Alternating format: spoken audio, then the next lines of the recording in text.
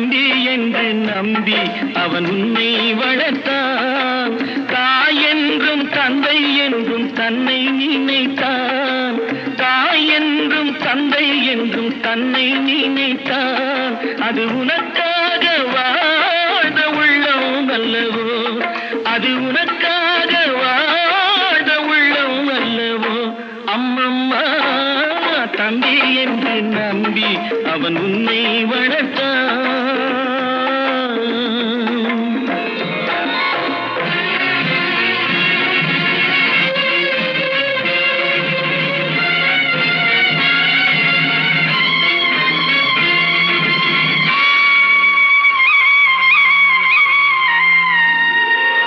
கையில் வைத்து காத்திருந்தால் காலடியில் காத்திருக்கும்